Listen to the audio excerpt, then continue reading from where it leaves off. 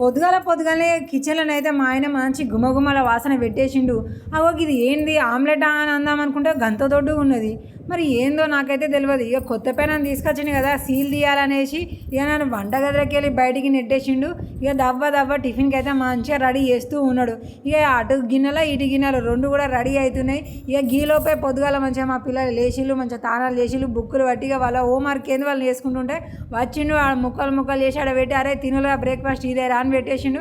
ఇక వాళ్ళ బుక్కులు అన్నీ పక్కకు పెట్టేసి ఇక తినడం అయితే షురు చేసిళ్ళు. ఇక వాళ్ళు తింటూ ఉన్నారు. ఇక నేను చూస్తూ ఉన్నా. జర్రంత సేపటి అయ్యేసరికి అది టేస్ట్ బాగుంది, ఇట్లా బాగుంది, అట్లా బాగుంది, ఇలా ఏమేమి వస్తున్నాయి అని తినుకుంటూ వాళ్ళకి ఏమేమి తగులుతున్నాయో అవన్నీ చెప్పుకుంటూ వాళ్ళు మాట్లాడుతూ ఉన్నారు. ఏమవుతుంది ఏదో వేసిండు కావచ్చు నేను సపరేట్ కూకుంటే ఇక నాకు కూడా పట్టుకొచ్చిండు. ఇక తినేయని నా మొఖాన పెట్టేసిండు. ఏం చేసిండు అసలు ఇంతకు అనేది నేనైతే టేస్ట్ చేసిన. అర్రే బ్రెడ్ ఆమ్లెట్ చేసిండు. మేమేమో ఇక్కడ పాలు బ్రెడ్ మేము తింటూ ఉంటే కిచెన్లో వేయండు దబ్బ మంచిగా బ్రెడ్ ఆమ్లెట్ మాకు కనబడకుండానే వేసేసిండు. మాకేం మంచి కమ్మటి వాసన వస్తుంటే ఏందో అని అనుకున్నాం. ఇక పొద్దుగాలనైతే ఇక వేరే టిఫిన్ చేయకుండా మంచిగా షిడిమల నాకైతే మా ఆయన ఇట్లా బ్రెడ్ ఆమ్లెట్ వేసి ఇచ్చిండు. ఇక ఇదే మేమైతే అందరం తిన్నాం. అయ్యో ఇది మీకు చేయడం తెలియదు అనుల్లా, మన వీడియోలో ఉంది ఒకసారి చూడండి. ఎక్సలెంట్గా ఉంటుంది, సూపర్ టేస్ట్ అసలు.